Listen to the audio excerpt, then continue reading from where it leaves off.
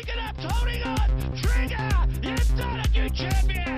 Speaking up, wins, goes to the lead. John's going to take out the Dudley Justice, and that's Mr. Ali. It could be. He's fighting back. Oh, look at him. Speaking up, does it. Welcome back to season 2 of Mobile Rolling. They said we wouldn't be back, Jimmy, but here we are. Here we are. Joined at the desk today by Lachlan Stace, our up-and-coming caller, so it's good to have Lachie back. On the far left, I've got Liz Barbaro, who's our on-location fountain of knowledge. And, of course, Jimmy. And the golden girl. And the golden girl, and, of course, the voice where's my of South tiara? Australia. Excuse me, where's my tiara, people? That's coming, that's coming. And, of course, Jimmy Jacques, the voice of South Australia. So welcome, everyone. Great to be with you, Rocky. Yeah. Great to be back. Now, I want to start this on a really, not a serious note, but I want things to improve here in South Australia, right? In terms racing-wise? In terms of prize money for all our owners, trainers in South Australia. And we touched on it with Neale last time we had him in. And I reckon a special guest today. He is a special guest today, coming in. And our money just nicks off over the border too often. Derbies, cups, everything. And they say they want to do that to entice crowds to Globe Derby. As we know, they don't come anymore. No. You know, we could have two of the best horses in Australia racing the SA Cup and no one will go. But it's our biggest race, $60,000 it is now. And they just come and get it and have a night out at the casino and go home with a pocket full of money. And I was saying, well, if we can have a carnival of cups, we've got 5 country clubs. Yeah. Maybe even do a double series, but I think if we just do it once at the 5 clubs, drop down their own cups by $2,000, so we save $10,000. But those 5 cups, horses have to run in those and earn enough points to run in a final at Globe Derby that we call our SA Cup. Okay. Right, so and you have the prize money at that $10,000 plus HRSA put in, say, $35,000 and make it a $45,000 cup. We save money on prize money for the Victorians that come over and steal it. They have to be SA owned and trained to be a part of it, and that means every dollar of that prize money stays in South Australia. But it needs the country clubs to come on board together and say, yep, that's a good idea. We're happy to drop down from 14 to 12 and just have our own special night rather than hoping that the visitors come over. And I can guarantee that those 11 horses that qualify will all be around the mark in terms of ability, and our turnover will be far greater than a $1.15 favourite from Victoria in that SA Cup. All right, well, thoughts? Just put your pen to paper and then give it to Harness Racing SA what you think is the idea, and who knows, they might follow it through. What do you think, Lachie? I like the idea. I think it's very crucial we have something like that in place to keep prize money here in South Australia. I think it's always been a bit of a problem with the Southern Cross as well, interstate horses coming over here and taking a prize money from that race. Of course, that's our richest night in harness racing with 4 $50,000 races on the night. So it's always going to be a main problem for our industry. It's the same with the greyhounds as well. It's the same with the thoroughbreds. Interstate horses coming over and taking our major races and taking our main prize money. And any way we can try and solve that, I think, needs to be put forward. Okay. I agree. I think it's something that throughout multitudes of different disciplines, you know, they have their own SA title, their own SA Cup of some description, and I think it's something that can help entice more people. You know, stay here, compete here. You know, don't keep running off interstate. You know, support local. Yeah, well, that's the point, because I mean we are losing people interstate and have been for years. You know, we went through it last season on our show. How many leading trainers and drivers in particular have all shifted to Victoria? We went through that list, you know, and it's still. Yeah, we've got to entice it more with prize money to keep the people here. That's for sure. And I think we can. I mean, case in point, we do have a bit of an issue with so many South Australians going to Mildura, like in the 20s, the last 3 or 4 meetings. But they're racing for $7,000, $8,000 a time up there. And in the case of the stable that I'm involved with, our wages bill is $2,000 a week. So we need to be winning races to pay the way. Or getting $1,000 for running second at Mildura versus $264 for running second here on a Monday afternoon. So there's all sorts of issues that we need to cover to make sure that the participants, A, probably stop the bickering, and B, have something to focus on. You know, a particular series to focus on, a particular 3-year-old series to focus on that's all ours, not All right. Not We'll an get the pen to invitation. paper, Rocky, and get it to Harness Racing SA. I think it's a good idea, but it's quite intricate where you're going to you'll be writing it down. We'll give you an update. Hey, I think the thing that has excited me the most recently in racing is the Drivers' Premiership. Ken Rogers, Danny Hill, Wayne Hill, and we're down to our final meeting this Saturday night. Ken has a 2-win lead over Danny, and he's still holding on by the skin of his teeth. Most people predicted that Danny would have gone straight past him, but not the case. He's on 106, she's on 104.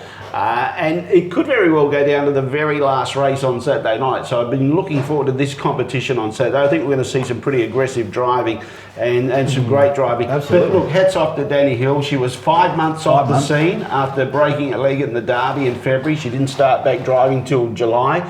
But she's still there with a chance to win the premiership. I don't think it worries her that much. She's done it before. I think Ken would be more excited to win than Danny. And probably Danny would be more excited for Ken to win. But she'll be trying to beat him nevertheless. Yeah, I spoke to her on Monday and she was actually just very happy to be out there driving. I spoke to her about the premiership and she's really just not phased. Like, she is so happy to be having fun out there and she's really enjoying it, which is great to see. I think looking at Saturday night's program though, for the competition itself, it's going to be very interesting because they both have some very interesting drives.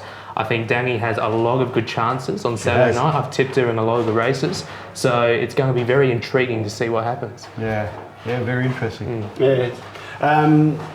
Good battle in the women's, the Rangewomen's Association Premiership. Claire Gables hit the lead in front of Jill Nielsen. And that win also helped Ken Rogers keep his lead on Danny majestically. And majestically in the last race could be the deciding factor on both those premierships come Saturday night. Well, Danny's off the front with Truscott Hall, who's been racing well lately, and majestically is off the back mark with Ken Rogers in the sulky, so that could be a very interesting race.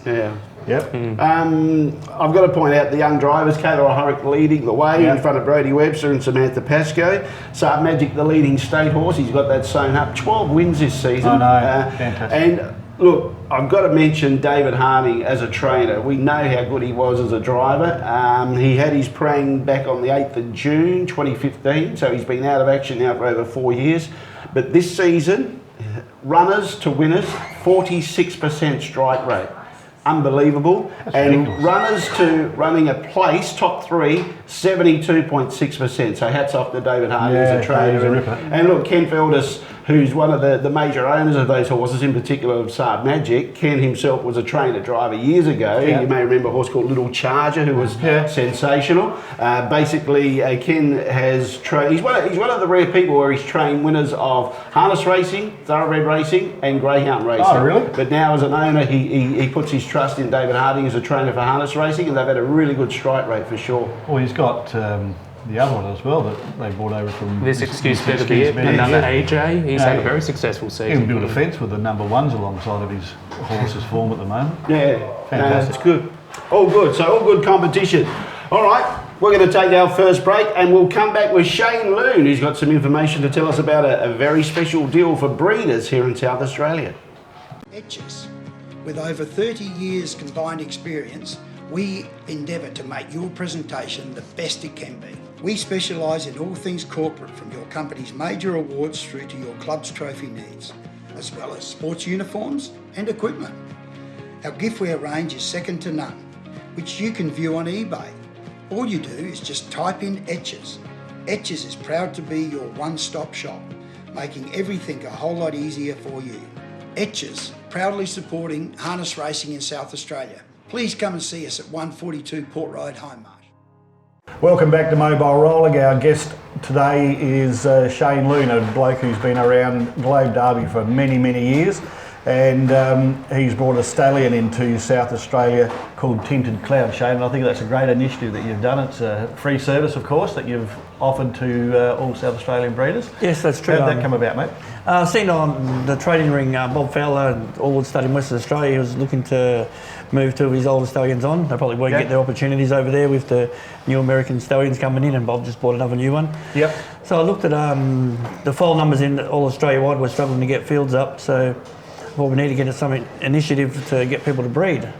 And I looked at Lombo Mandingo and Tinted Cloud, and we all know Tinted Cloud is a sire of Smoking Up. And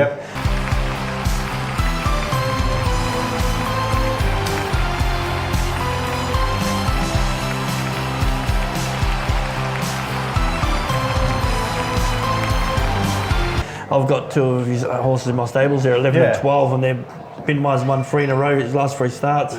Puritan Bailey goes to every race meeting there is, and he sits back and he's always in the top 5. He drives himself there, doesn't he? He does, he knows how to get on the truck. He walks himself straight on there, turns, waits, says, take me home, feed me, and he comes back. But I did notice that about Tinted Cloud and Jimmy, that the progeny, while there's been a couple of superstars, they, for whatever reason, they have longevity. They're racing 10, 11, 12 years old. Even Smoking Up went for a long time, and Jacques, he was 11, I think, before they decided enough was enough. So a lot of them, you know, Shane said he's got a couple 12, 13 years old, so that's a good thing. Yeah, they're good bred butter horses, and I didn't want to bring a stallion over here that's not proven. I want to bring it here, make it so it's cost effective, get people to breed, and I want to make sure they've got the bloodlines there, so even if it's a filly, like they do breed on. So you got a proven stallion, you've got the bloodlines there, and you've got a good chance to get a foal that can run. They might make it sort of free, but 4 and 5, 8, 9, 10, 11, 12, you're still going to be out there, so Feel right if you could get a Smoking Up. What did he win?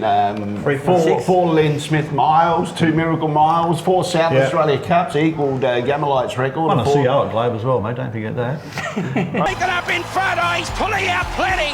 He's tough. Is he tough? Smoking Up too good. 28-3 the third quarter. Caribbean Blaster in front by a metre and a half. Smoking Up's kicking back. He's coming back. He's fighting back. Oh, look at him. Smoking Up does it. 4 SA Cups. I don't think he did. I think he started his career in Victoria. I reckon he came over as a C2. And I reckon he won his first 10 starts in Victoria. He nearly got beat one time at Yarra Valley in his second race through being green and laying in, I think, from memory. But then his ability got him home. He won a Victoria Cup, and like I said, 4 South Australia Cups equal to Gamelite, and I think he raced in 2 others where he ran second. Puritan Bailey might have even raced against Smoking Up in the SA Cup. Puritan Bailey, when he came over, he raced in the SA Cup, and now he's in the lower grades years on down the track. But that's it. You got horses, and he wants to race. He goes to races every time, and he's sound, and Shane can present him all the time. But it'd be pretty good if someone out there gets a free service from Shane and breeds a Smoking Up or even half a horse. Well, no doubt, and the fact, Jimmy, that we need 2-year-olds here. You know, like the last race of the season was supposed to be Saturday night. Well, that's fallen over because it was 4 noms, I think. 4 or 5. So, you know, it doesn't matter whether they're superstars or just going to be average horses. If it builds the numbers, that's a good thing, Shane. Yeah, that's the whole idea of it. Like, I've seen the noms for the last month. I haven't got a 2-year-old myself ready, but I've seen there's only 5 nominated, and the people that put all that work and get them all ready, and they can't race them, so... They're very frustrating for the owners too. Would be, So, tell me about it. The whole idea is... you were in one that was nominated? Well, if the industry pulled together and, like, make the most out of this opportunity, or a chance to get past that sort of problem, so... I know there's an interesting point, Jimmy, it's just an aside with mares and stallions. Like, mares finish generally around the age of 20 in horse terms, yet the stallions can go until 27, 28. It's kind of like humans, really, isn't it? Or is that just when you get married and stuff? Well, the stallion's probably got a better life because he gets more sessions than the mare. The mare gets one session, and then she's got to breed and then have the foal. Whereas a stallion, he can just go anywhere, knock on the door and say hello, and away you go. And so maybe that's why he's got his chest pumped up. But yeah, Tinted Cloud, I think he's about 26 now. I reckon you said, Shane. His last 5 years, he's only served about 20 mares. So he's been on holiday, so he's ready to roar now. So have you had any interest so far, Shane? Is there much Paul going on? Court's put an ad out on the first release I saw that. today, so that's the first one I've saw that. Phil Wood from Mount Gambier, he's got a few things going on. He said he had his mare, probably wasn't going to breed this year because financially struggling. He wants to send his up now. Young Matt Bailey, they're starting out as a driver, and they don't get many opportunities. He's just bought a horse off Gary Fryer today or yesterday. I think it's related to the roster ones, so he wants to breed that to it. So, like 5 minutes been out, they've already got mares out there that the owners think probably not good enough to send to a $5,000 or $6,000 service fee. So the mare just stays in the paddock forever and a day. Now they can bring them back and say, well, this one's free, I've got a few on costs to go with it. But as I said, they turn out to be just okay. That's great. No, that's it. Really good. I went and spoke to Harness Race South Australia, spoke to Ross and that about my idea and that, and he said, like, with the Southern Cross, they've announced changes in that. They're trying to make the product look after more South Australian people. Yeah. So they said they'll look at putting on a race that's for like a 2 or 3 year old race that's for horses from size that stand in South Australia. Yeah. So then you got Major Secret Allenby Lodge. He stands here. So foals by him. I think there's Cullen's Legacy. There's Intercloud. There'll be a race just for them foals. It'll be like the old sort of size stakes. SA bred. Yeah. Totally SA bred. So they're looking at doing initiatives to actually promote it as well. So it could be a very good look for people to make $1 and have a bit of fun. So you're excited about it? Oh, I am. He's a great stallion, and I know he hasn't got the opportunities in the last 10 years, and it's probably just because the market is out there and everyone breeds to Bettor's Delights and all the new ones coming from America. And it's very hard for stallions. Frozen, and you can get semen everywhere. So I think this Adelaide's going to be ideal for the horse, and I know from what he's done, we all know that he can lead winners. So if he gets them right mares, he'll do a job, and he could help raise our state back up, and away we'll go. So fingers crossed. Yeah, it's good. It's been a good season for you. I mean, I think you're top 3 on the trainers list. Just over 30 winners this season. So I think about 3 times the amount of starters as everyone else, but we're up there. We won't talk about the strike rate, but we'll talk about the winners. Doesn't matter. I adjusted my training style because we struggled to get fields up here, and we weren't getting 8-horse races. So where everyone else is fast working the horses on a Wednesday, mine is still recovering in the paddock. Like I got the big 800 metre track, so I've got a big paddock inside that. So my horse will race Saturday. They're in a half-acre paddock where they live by themselves in a shelter on Sunday. They have the day off there. They go and race again Monday. Then they're out inside the track and running around like 2-year-olds on Tuesday and Wednesday. Then Thursday and Friday they just have a quiet day on the jogger and they're back into it. So my fast work's this one of their race starts. So how many are you working at the moment, mate? I've got about 10 race horses and got 5 yearlings from the sale that I couldn't sell last year, so I'm alternating them. I've got the 2 Hurricane King Cole fillies in at the moment. The other 3 just gone out. Sell. The one out of the Falcon Seals to Venus, and she goes really good. I broke her in myself, and she's just a natural. I turned her out. She got broken in, had 6 weeks off, come back. And about the 3rd time back in the bike, I was a couple of weeks of jogging, she'd run a quarter in 32 already. So I was like, okay, you're not getting that quick yet. But you show her something and she just goes. So and he's starting to lead some horses, doing a good job at Hurricane King Cole. So that's good. Someone else lost can be my benefit now. So No, good on you, mate. We want to see your colours going around every meeting and that's it. Say good day, so it's good. So thanks for coming in, mate. It's the first one off the bat for us this year and a bloody good story for us as well. That's it. It's hopefully we all kick on, the industry kicks on, it'll be great. If we all work together, we shouldn't have an excuse. Good on you. Cheers, thank you. So we'll be back after the break with more mobile rolling. Pronto United Finance provides a professional, friendly and personalised service, offering competitive consumer lending solutions for whatever your current lifestyle finance requirements may be. We offer secured and unsecured loans for all types of items and occasions, large or small. It might be for a car or motorbike, a boat, a jet ski or caravan, and even horse floats. It might even be for a holiday or wedding. Contact us today, get your pre-approval in place and your mind at ease. Pronto United Finance, putting your personal needs first. Yeah, welcome back to Mobile Rolling, and one of our very special guests here is the CEO of Harness Racing SA, Ross Neale. Ross, welcome to Mobile Rolling once again. Thank you, Jim. We've got a fair bit to talk about. Probably one of the things I want to probably instigate is Wavell, the return to Wavell, 13th of December. Looking forward to that. I thought it was a big hit when we went there in October a couple of years ago. Harness Racing SA obviously felt that it went well, so we're going back to Wavell. Here we are indeed, Jim, and 6 weeks later, effectively this year, try and get into some better weather, which was, we were plagued a little bit by a rough start to the night on the 27th of October back in 2017, so December the 13th, a little bit closer to Christmas, a little bit more opportunity to enjoy the festive part of racing and a good racing product on show, hopefully. Yeah, and opportunities, I suppose, for businesses to have their Christmas break-up party there as well. There's opportunities with marquees and so forth, which I think was one of the avenues that Gary Crocker, the chairman of the board, was talking about when we had Wavell on the first occasion. Yeah, absolutely, and we've got different packages for different grades of people or whatever they want to achieve on the night. So we've got we've got the dining as we had last time under the grandstand, and that would prove popular, particularly with our more traditional punters that have or supporters that have been there for a number of years. But we've got the bull bar and we've got upstairs in the secretary's office. So if anyone's looking for a package, certainly contact the office and Leanne Ewan, and she'll certainly put them in the right place and at the right time.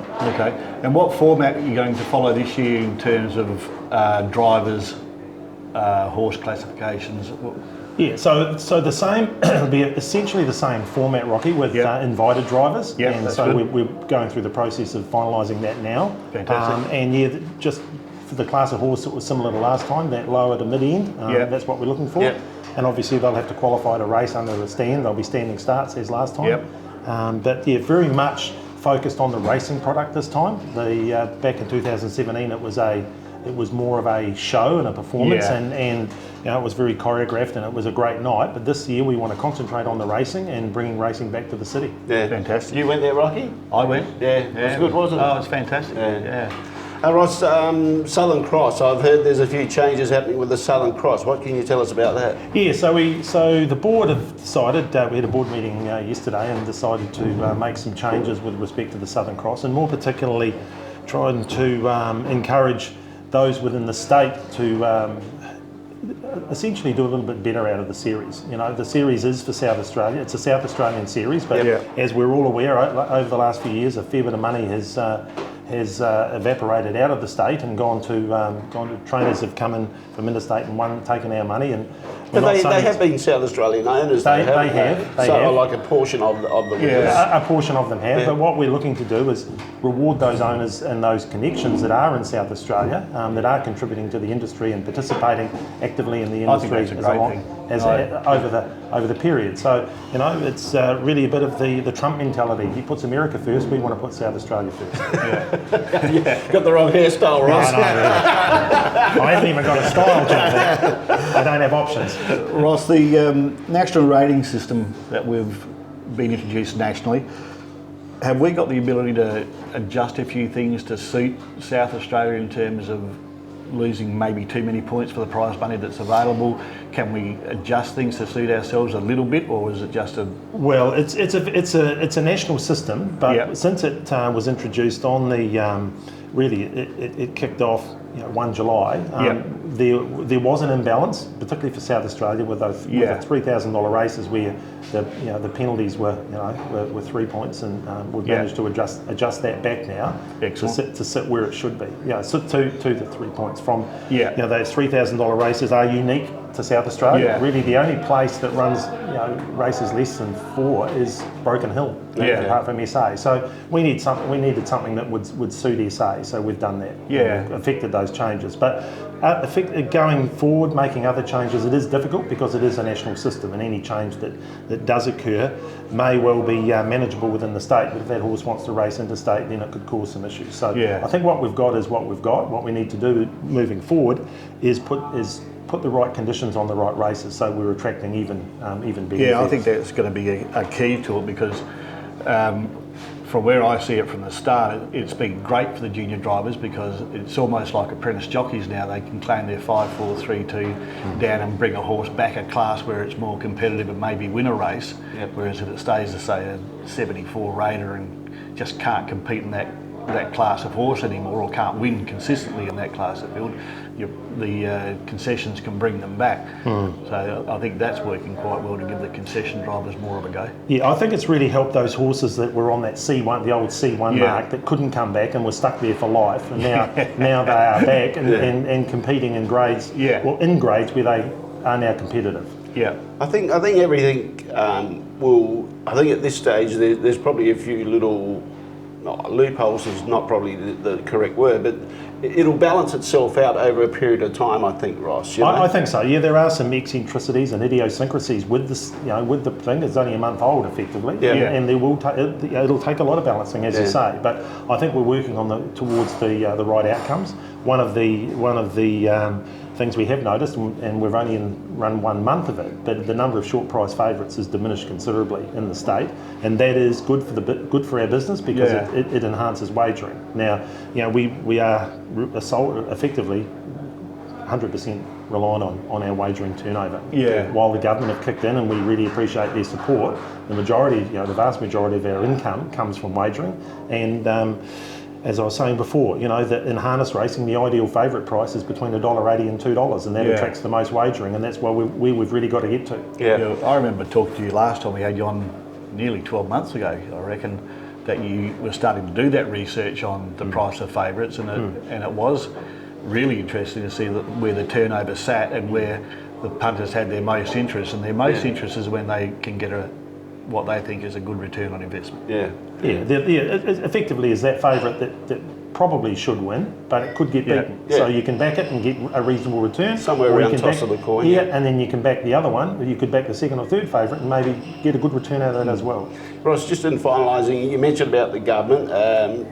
It's been a while since harness racing participants have heard the government tipping in, I suppose, which has been a bit of a thrill. How's that progressing, and will there be continuity of that? Yeah, so the government have announced a $24 million package, for the next 4 years. So that's really encouraging for the industry, and it's encouraging for us. There are some changes we're going to have to make to our constitution to provide for what the government are looking for, and that's really changes in our directorship. And the government are looking to go all the way with independent directors, which is our board is 100% behind, and the industry hopefully will be behind that as well. And it puts another level of governance in there. But no, it's really welcome. The industry's really welcomed the government support. It hasn't been there for effectively near the best part of 2 decades. So to have them re-engage is a real bonus for us, and it lets us now do things that we possibly wouldn't have been able to do without their support. And just in finalising, something that threw people out of whack, the Globe Derby, Harness Racing SA Blue, that's all sorted out, everything's hunky-dory now? Yeah, so we're working, I met with the club last week, we're working through the transitional process, effectively of assuming responsibility for the racing product at the track. There's a little bit of water left to go under the bridge, but we've obviously reached terms of agreement, and it's just a matter of really finalising that now and getting the ink dry. So does Gawler still stay on the radar there, Ross, with you, or...? Yeah, so the Gawler Club, they've run 2 meetings in the last 2 years, and they were done by way of special permit. So to run meetings there on a more consistent basis, the LMA had to be lifted by council, and that's going through the process effectively as we speak. So the council met I think early this week, and they've come back with just a few little conditions that they want us to satisfy, and once we've done those, then Gawler will be fit for purpose. So it may be some stage in the future if there was going to be any renovation at Globe Derby, or it had to shut for a couple of weeks or 3 or 4 weeks to do that, then possibly we can just migrate to Gawler and have that interface and interchange 20k up the road. Oh, well, the wheels stopped rolling for a bit, but now we're rolling and going forward, Ross. Oh, I think so. It's really promising. The industry is. The industry is a great industry to be in, and we've got a number of people that have been there for a lifetime really, and it probably leads us to my final comment is we need new people in the industry. We're all enthusiastic, but most of us are over on the wrong side of 60. So we need to get some new blood, and we've got some initiatives, hopefully to maybe announce within a few weeks to try and attract some new people into the business, and that's what we need, fresh blood to reinvigorate. We'll probably do the same on the panel. We'll get Lockie in later with a young bloke instead of us old codgers up here. Hey, look, thanks Ross, thanks for that. That's Ross Neale, the CEO of Harness Racing SA. We'll take a break. We'll come back, and John Beshara is going to tip us into some winners. See the boys down at Modry Battery Services. With over 40 years of experience in batteries, stocking the largest range in supercharged batteries with more power, longest life and battery warranty. They specialising in auto electrical and aircon regas and repairs. Welcome back to Mobile Rolling. We've got a different segment in Season 2. Of course, you may remember Season 1, our tipping sensation was Rocky Butterworth, and he was the champ, and he steered us into so many winners. But now we have got a very special guest, Jacques Beshara, who's thrown out the challenge. He's going to help us out to find some winners. Jack, welcome to Mobile Rolling. Good morning. Good afternoon. Oh, come on. His form better be better than that. If it's good morning. Hey, Jim. Hey, Rocky. So you've got big shoes to fill, Jack, because Rocky was on fire last season. I don't know if you saw his tips, but he tipped out a few winners at big odds too. Everyone's going to benefit, aren't they? Yeah, exactly. Sun shines on the dog's bottom sometimes, Jack, doesn't it? It does, yeah. You throw a monkey a typewriter and eventually you pull out a word. Now, you still follow the form strongly, Jack? Yeah, I do. I love doing it, do the videos. Just love doing the form, and keeps me busy, doesn't it? You wouldn't get to the trials as much as you used to, would you? No, not as much, but I'd still go. I went last Sunday. If I go to Gawler, I tend to pick Jack up on the way if I can. If I go down to his house Jimmy, it's you walk in and a cup of tea's ready, and we have a Kathy's always there for everyone. we have a finger bun, and the form guides are always there. There's never not a form guide or an iPad on Jack's table. Or food. There's Or food. always food, always food, always drink. No, he loves his harness racing. And mate. I've been to Jack's house, been welcomed appreciably. Thank you very much, Jack. Over the years. Yeah. So Jack, the first one you've picked this week, Alcatraz Lass. I liked its run. Very unlucky not to have won. Had that leader handed up, Dungeon Lass, it would have won for sure. Yep. I think it's a horse to follow. I think there's quite a few wins in the horse. It's strong, and I just think it's one to follow. I think Aaron's done a good horse with that horse. Yeah. By the way, because it was with John Cowdo in Victoria. Yeah. It didn't really go a yard. It was a very weak horse. Yeah. You know, could sit 1-1 and sit behind the leader and get beat 30 metres. Well, sat in the death on Monday and ran, sub 2 minutes. So I think you're on the right track there, Jack. Yeah. No, I think he's one to follow for sure. What's he had? A couple of runs now here in South Only had the Australia? 2 runs. Two runs, and they've both been good. Yeah, both performances. been good. One scooted along the fence when Wayne drove it to finish third. We've only beaten, a foot. Yeah. And then Stephen Grace called us on Monday Arvo, mate. There you go. Another blowout result. Yeah, that's good. What about the second one, Jack? Regal Knight. Regal Knight's just been a little bit unlucky in its races. Yeah. It's got its foot on the till. It can match it with some of the good ones, and I think with the right run, I think it's a winner coming up very shortly. Yep. Flashed home the other day. He did. He's trained by our previous guest, Shane Loone, as well. Yeah. Kale will drive Saturday night, but it's drawn a bit tough, I think. It's got to get a draw. When it's drawn 5, 6, it's got to need luck. But if it draws 2 or 8 or maybe even the pole, it'll be winning. It's like we spoke earlier with Shane how Puritan Bay was a horse that raced in the SA Cup. Yeah. I'm not sure if Regal Knight did. I think he might have even won our Derby here in South Australia, but he may have even raced in the SA Cup as well. So, I think it did. Yeah, he was a good horse. Yeah. With when Andy Gath had him years ago. That's right. Yeah. So look, these old horses, if you keep them going, like they've still. I've always had the theory, Jack, that they can always continue racing well if they've raced well in the past, and sometimes you just got to rejuvenate them. Well, you just got to keep them happy. They don't need a lot of work in between races. When they're racing week to week, it's only a freshen up during the week and do maintenance on them, and they'll keep going as long as they're sound. They'll just keep earning. Yeah. So have you had a quick look at Saturday night early on, Jack? I have. I've had a quick look.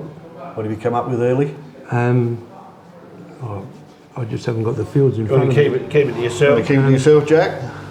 I have got the fields, but I can't give you your glasses. I think there's one at Mildura tomorrow night. Oh, here we go. I think there's one drawing the pole tomorrow night, Lisa Ryan. Major Rainbow. Major Rainbow? I think it should be on that. Okay. All right, well, you go that all up, tap the keg at Mildura tomorrow, and I reckon you might get some money, Jack. There you go. There we go, 2 winners from Mildura. Major Rainbow, tap the keg. Yep. Now, they're horses that are racing. Is there another horse that we need to follow that might be, I think those two are racing on Saturday night? They're racing Saturday night, and both drawn a bit awkward for Jack. Yeah. Call Me Demaro's the other one, Jack, you like? Call Me Denaro's, he's really going good. Yeah. He's been a bit unlucky. I got a shock to see that other horse beat him on Monday. Yeah. It was sort of, I thought once he found the lead, he'd win, but he got run down and, I think it was Bin Ho, wasn't it? Yeah, it was. Bin Ho grabbed it. And he's won his last. That's a big achievement, a horse winning 3 races in 7 days. Big achievement to do that. Yeah, hats off to Shane Loone. He's told us his training program. He doesn't touch him through the week. I reckon the horse races went are 12 months without winning a race. Yeah. And spinning around as regular as it is now. Yeah, it's gone bang, bang, bang. Yeah. And you've got to look at it that probably if he didn't stack the fields up, we might struggle to get some of the meetings. Yeah. Because he's putting horses in that's all right. the time, and he gets criticised, but the meetings are going ahead due to him. Yeah, good point. And that's a fair point. All right, so the horses to follow, we've got Regal Knight, Alcatraz Lass, and Call Me Demare. Yep. And we'll see how Jack goes with the tipping. What have you stepped down from the tipping? No. I just thought we'd give Jack a week to ease himself in. Yeah. And next week he'll do his form because he knows he's under pressure from the king. So you're gonna come back into it now? I'm coming back here, so there's going to be a tipping competition with you, the judge. Yep. I'll be the adjudicator. Yeah, and Judge Jim. We'll find a charity. They used to call me that years ago until they realised I didn't know what I was talking about. How long did that take? Not long. Instantaneous. 1 week. Yeah, I think that's what we're doing. Yep. And I reckon I'll pull his pants then, Jimmy. Okay. Yeah. All right. The competition's on. Thank you, Jack Beshara. Rocky Butterworth versus Jack Beshara. That's the it. battle will be on next week. We'll take a break and we'll come back and we'll finish up stage 1, round 1 of season 2, episode 1 of season 2. That's Thank it, you. mate. Come back. Just Wrecking Toyota, South Terrace Wingfield, for all your recycled and reconditioned parts. Our huge range covers almost every model in the vast Toyota stable. Proudly South Australian with over 25 years in the automotive recycling industry. So, if you want to save some serious money on anything Toyota, call us on 8359 4499 for fast and friendly service. Welcome back to Mobile Rolling, and look, we'll be following those John Beshara tips very strongly indeed. Now, remember season 1, Liz, you caught up with Toby Ryan and David Quirk as far as vet and farrier work. What's in store for season 2? Well, we've had like a lot of people during season 1 say to us, well, I don't understand what's this person why is this person sit in the middle of the track on their horse? Like, what do they do? What's their purpose? Okay. And things like that. So we sort of thought, well, instead of working on topics that we all within the industry know about or know some information about, let's educate those who know nothing. And it might help entice them to come along, you know, put on a few bets, come along with their children for the night, and, you know, down to Globe Derby on some of the family fun nights we have. So a few things that we've got in the pipework lined up is a few interviews like with Gordy Carter, who's one of the clerks on the course. And perhaps, you know, being able to put a GoPro on him and see what what actually happens on a race night.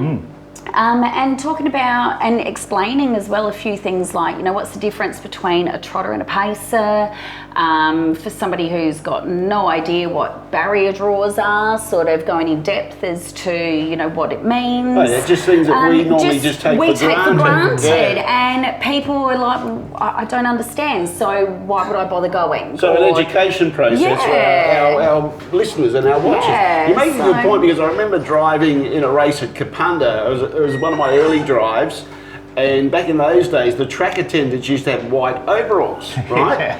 So anyway, I pulled up and something happened, whether an earplug or something come out with my horse in the preliminary, and I just pulled up alongside this guy with the white coat. I said, listen mate, can you grab his head for us? So there's the terminology, can you grab his head? Now, I thought he was a track attendant. He was actually a St. John's ambulance attendant. So he grabbed my horse's head. He went like this. He grabbed that head. Whereas when we say grab your head, you grab the bit and the reins and just keep the horse calm. So you're right. You make a very good point. Yeah, you know, things people just, they don't know, they don't understand. So it sort of isolates some people from perhaps coming and having a great night out at the trots and putting on a few bets and supporting what we do. Yeah. Now, Lockie, you're going to be our outdoor correspondent. You're going to go up and catch up with a few interviews as per usual. I'm going to be roving around, catching up with a few drivers, trainers, hopefully, and just doing my usual stuff, mate. Yeah, just roaming around. Good to have the same team. Right? Yeah, looking forward to it. Yeah. All right, that's episode 1 of season 2 of Mobile Rolling. We thank you very, very much indeed for being part of it, and don't forget we'll be on again next week. Don't forget to tune in.